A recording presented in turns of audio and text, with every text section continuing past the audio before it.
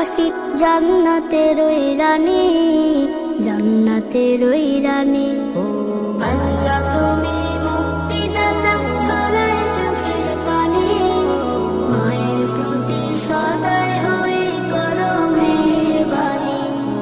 আল্লাহ তুমি মুক্তিদাতা, ছড়ায় চোখের পানি, মায়ের প্রতি সদয় হয়ে করো মেহেরবানি।